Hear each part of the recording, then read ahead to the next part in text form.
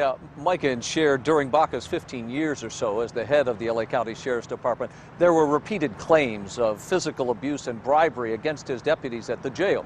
And it's something that Lee Baca always denied any knowledge of. Well, today we've learned that corruption went right up to the top of the chain of command. Do you have any comment?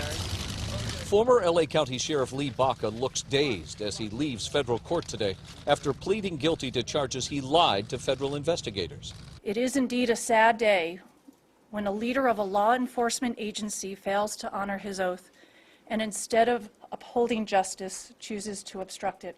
The charges against Baca stem from a 2013 interview that he gave to the FBI concerning corruption and civil rights abuses at the county jail complex. The feds say that Baca lied 3 times to investigators, twice about moving an inmate and hiding him under a fake name so he couldn't speak to the FBI, and a separate case of knowing that his deputies were trying to intimidate a female FBI agent involved in the case.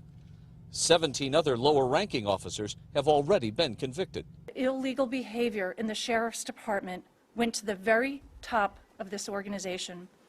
More importantly, the case illustrates that those who foster and then try to hide a corrupt culture will be held accountable. Baca's only comments today came through his attorney. He says, I made a mistake and accepts full responsibility and is being held accountable. The union representing LA Sheriff's deputies issued a statement today saying in part that Lee Baca deserves punishment and that the plea agreement sends a strong message that no one is above the law. They settled on what they could prove beyond a reasonable doubt. Defense attorney and former prosecutor Austin Dove says that Baca's fall from grace is a watershed moment. For one of the top law enforcement officials in the entire country to plead guilty to a charge of lying to a federal agency, no less. Big deal. Big deal. Baca's plea deal says that he'll serve 6 months or less in prison, but a federal judge will have the final say. The 73-year-old Baca will be officially sentenced on May 16th. Meanwhile, his former second-in-command, Paul Tanaka, will stand trial next month. In downtown L.A., I'm Rick Chambers. Guys, let me throw it back to you in the studio. All right.